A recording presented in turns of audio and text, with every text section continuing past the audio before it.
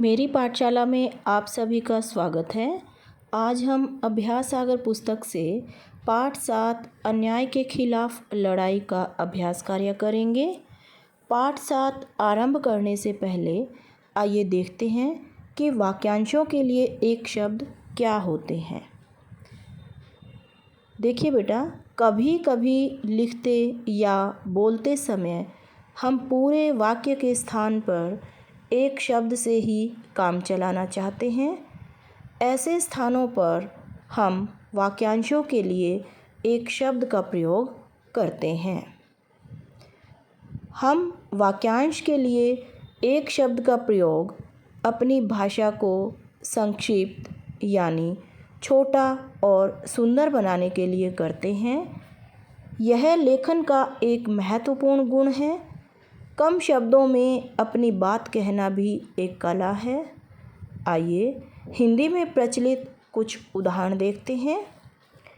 जो लकड़ी का काम करता है बढ़ई, जिसमें बहुत खतरा हो खतरनाक। जो मूर्ति बनाता हो मूर्तिकार। जो चित्र बनाता है चित्रकार आदि।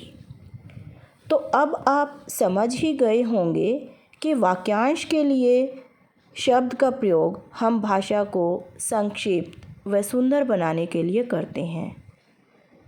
इसी पर आधारित पाठ 7 अन्याय के खिलाफ लड़ाई के अंतर्गत दिए गए प्रश्नों का अभ्यास करते हैं। आइए देखते हैं। प्रश्न नंबर 2, निम्नलिखित वाक्यांशों के लिए दिए गए विकल्पों में से सही शब्द छांटकर घेरा लगाइए। क भाग है जिसकी उपमा न हो अनुपम, जिसका अंत न हो अनंत, जो कहा न जा सके अकथनीय, अच्छे आचरण वाला सदाचारी। प्रश्न 3 देखिए, निम्नलिखित शब्दों के लिए दिए गए विकल्पों में से उचित वाक्यांश पर सही का निशान लगाइए। क भाग अविश्वसनीय। 4 भाग दिए हैं, इनमें से जो सही उत्तर है उसी पर हमें ठीक का निशान लगाना है। सही उत्तर रहेगा जिसका विश्वास न किया जा सके। ख भाग यथाशक्ति, शक्ति के अनुसार। ग भाग शरणार्थी, शरणार्थी जो शरण में आ गया हो। अल्पाहारी जो कम खाता हो। अतुलनीय जिसकी तुलना न की जा सके। प्रश्न नंबर 4 देखिए बेटा, मोटे काले शब्दों के स्थान पर वर्ग पहेली में से उपयुक्त शब्द छांटकर वाक्य दोबारा लिखिए। हमें यहाँ पर मदद के लिए एक वर्ग पहेली दी गई है। इसी में से हमें वाक्यांश के लिए एक शब्द दिया गया है, उसको छांटकर जो मोटे काला शब्द दिया गया है उसके स्थान पर लिखते हुए वाक्य को दोबारा लिखना है। तो देखिए बेटा, क भाग में है ऊपर कही गई बात याद रखने योग्य है।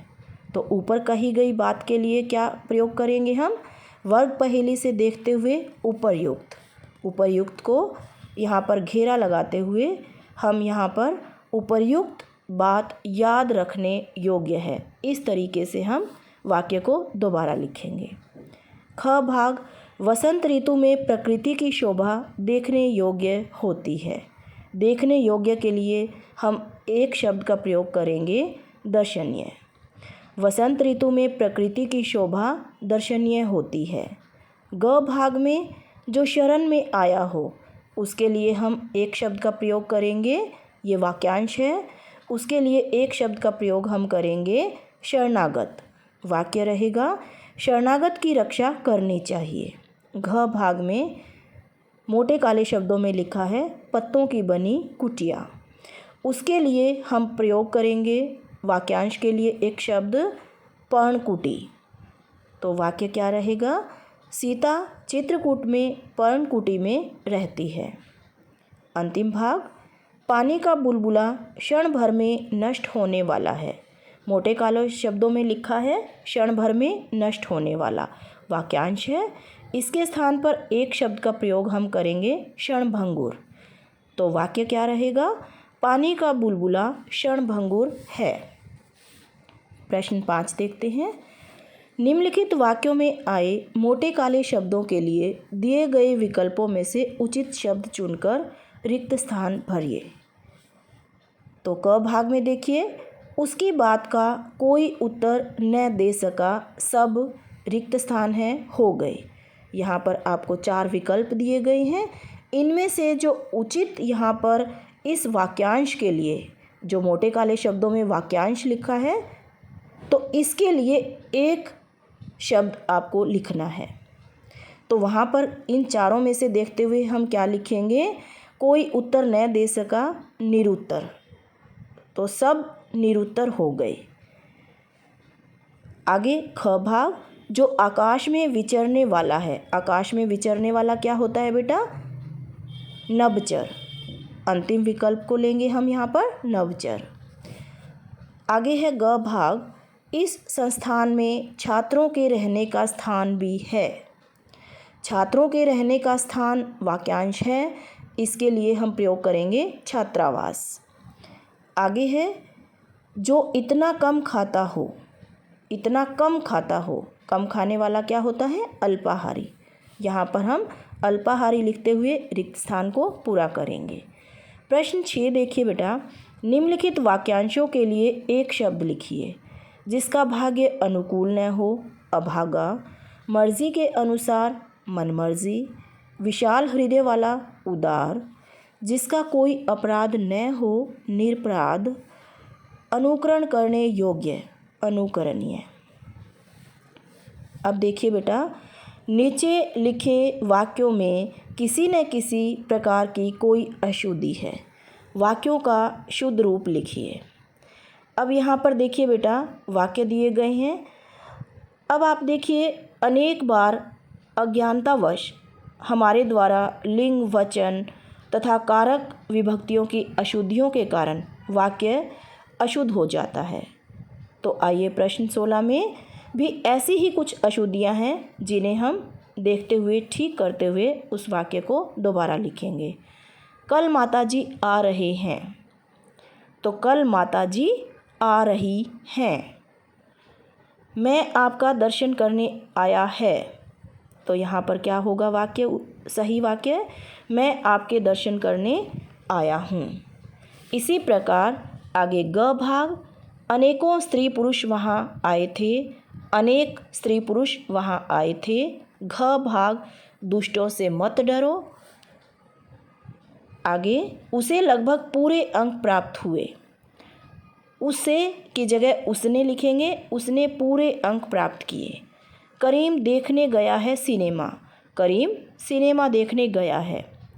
एक गीतों की पुस्तक ला दीजिए। तो सही वाक्य क्या होगा? गीतों की एक पुस्तक ला दीजिए। कृपया हमारी बात सुनने की कृपा करें। 2 तरीके से वाक्य बन सकता है ये। कृपया हमारी बात सुने या फिर कृपया हमारी बात सुनने की कृपा करें। तो दोनों तरीके से शुद्ध रहेगा। आगे है झ भाग, यहाँ ताज़ा फलों का रस मिलता है। जबकि वाक्य क्या रहेगा शुद्ध? यहाँ फलों का ताज़ा रस मिलता है। आगे है रोगी को काटकर सेब खिलाओ। काटना हमें रोगी को नहीं, सेब को है। तो शुद्ध वाक्य क्या होगा? सेब काटकर रोगी को खिलाओ। आगे देखिए बेटा, प्रश्न 8, निम्नलिखित विकल्पों में से सही विकल्प यानी कि शुद्ध वाक्य को छांटकर ठीक का निशान लगाना है। क भाग में शुद्ध वाक्य रहेगा, यहाँ ईमानदार और उदार लोग रहते हैं। तीसरा वाक्य शुद्ध रहेगा।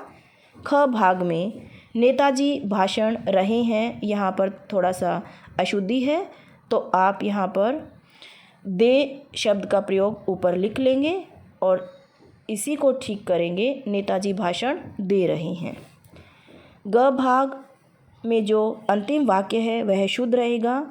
अपने राष्ट्र में भ्रष्टाचार देखकर मुझे बड़ा दुख होता है। घ भाग में उसकी आवाज़ कान में सुनाई पड़ी। तो नहीं, ये वाक्य अशुद्ध है। शुद्ध वाक्य क्या होगा? उसकी आवाज़ सुनाई पड़ी, क्योंकि ये तो अपने आप में ज्ञात है कि आवाज़ जो है कानों में ही सुनाई पड़ती है। अंतिम भाग, इसमें शुद्ध वाक्य रहेगा, यह घटना उस समय की है जब मैं 10 वर्ष का था। तो आगे बेटा देखिए, आगे है प्रश्न नंबर 9। ये दोहराई कार्य है हमारा, पिछले अध्यायों के आधार पर हम यहाँ पर इसकी दोहराई करेंगे।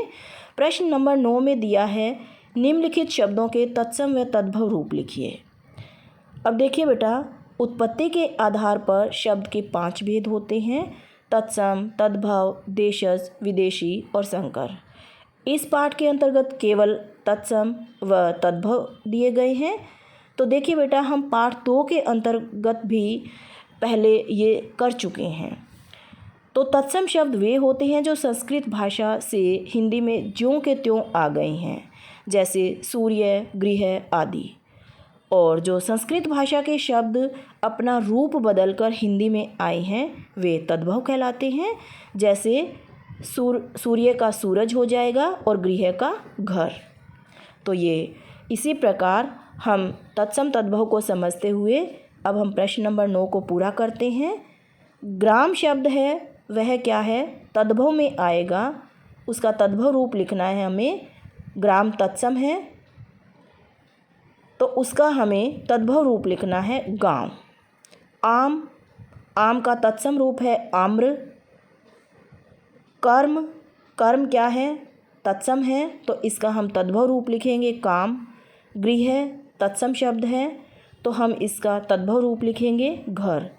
सात क्या है, तद्भव रूप है तो हम इसको तत्सम के नीचे सप्त लिखेंगे। तो इस प्रकार प्रश्न नंबर 9 को पूरा करेंगे।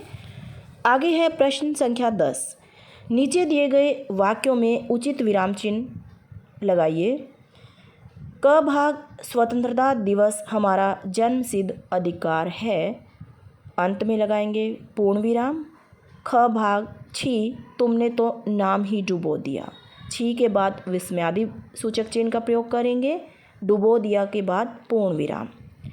ग भाग, गणतंत्र दिवस की परेड में बच्चे के बाद अल्प विराम, स्त्री पुरुष के बीच में योजक चिन्ह और एकत्रित हुए के बाद पूर्ण विराम। घ भाग, माताजी बोली, अल्प विराम, तो उन्होंने कहा है, उनकी बात को हम ज्यों की त्यों में लेते हुए दोहरा उद्धरण चिन्ह में इसको बंद करेंगे। मैं से पहले दोहरा उद्धरण चिन्ह शुरू करते हुए चलूँगी के बाद पूर्ण विराम और दोहरा उद्धरण चिन्ह हम बाहर बंद करेंगे, अंदर नहीं। अंतिम भाग है, वह ईमानदार है के बाद यहाँ पर अल्प विराम, मैं नहीं मान सकता, इसके बाद पूर्ण विराम। अर्ध विराम आएगा यहाँ पर, वह ईमानदार है तो ऊपर यहाँ पर बिंदी और उसके नीचे अल्प विराम का चिन्ह। तो यहाँ पर इस तरीके से हम इसमें विराम चिन्ह का प्रयोग करेंगे। आगे प्रश्न नंबर 11। निम्नलिखित वाक्यों के वचन बदलिए। लड़का भाग गया, लड़का का लड़के हो जाएगा, लड़के भाग गए। ख भाग, बालिका ने अच्छा गीत सुनाया। ग भाग, मंच पर लड़कियां नाच रही हैं। पक्षी गगन में उड़ रहे हैं, उपवन में फूल खिलते हैं। तो इसी प्रकार आगे हम प्रश्न 12 को देखते हैं। नीचे दिए गए वाक्यों में क्रिया विशेषण शब्दों पर घेरा लगाइए और उनका भेद लिखिए। अब देखिए बेटा, क्रिया की विशेषता बताने वाले शब्द क्रिया विशेषण शब्द कहलाते हैं और क्रिया विशेषण के 4 भेद होते हैं, रीतिवाचक, कालवाचक, स्थानवाचक व परिमाणवाचक। यानी जिन क्रिया विशेषण शब्दों से क्रिया की विधि या रीति का पता चले, जैसे जल्दी जल्दी, धीरे धीरे आदि, वे रीतिवाचक के अंतर्गत आएंगे। और जिन क्रिया विशेषण शब्दों से क्रिया के होने का समय पता चले, वे कालवाचक के अंतर्गत रहेंगे, जैसे परसों, अभी, तभी आदि। और जिन क्रिया विशेषण शब्दों से क्रिया के स्थान का पता चले, वे स्थानवाचक के अंतर्गत रहेंगे, जैसे ऊपर, नीचे, इधर, उधर आदि। और जिन क्रिया विशेषण शब्दों से क्रिया की अधिकता, न्यूनता यानी मात्रा का पता चले, वे परिमाणवाचक क्रिया विशेषण के अंतर्गत आएंगे, जैसे उतना खाओ जितना आवश्यक हो। तो उतना और जितना से खाने की मात्रा का पता चल रहा है। तो आइए अब हम प्रश्न 12 देखते हैं। ख भाग में दिया है गुरुजी अभी आए हैं। अभी से यानी कि समय का बोध हो रहा है, तो इसलिए हम इसे कालवाचक क्रिया विशेषण के अंतर्गत रखेंगे। ग भाग में गाड़ी प्लेटफॉर्म पर अचानक आ गई। अचानक यानी कि कैसे आई, तेज़ आई, अचानक आई, किस तरीके से आई, उसके आने की विधि का पता चल रहा है, रीति का पता चल रहा है, तो हम इसे रीतिवाचक क्रिया विशेषण के अंतर्गत रखेंगे। आगे है मैं जितना खाता हूँ उतना मोटा होता हूँ। जितना और उतना परिमाणवाचक क्रिया विशेषण के अंतर्गत आएगा। अंतिम वकील ने मुझे शीघ्र ही बुलवा लिया। शीघ्र यानी कि इससे उसकी रीति का पता चल रहा है, तो इसलिए यहाँ पर ये रीतिवाचक क्रिया विशेषण के अंतर्गत रहेगा। प्रश्न नंबर 13 में हमें अनुस्वार व अनुनासिक चिन्ह का प्रयोग करना है।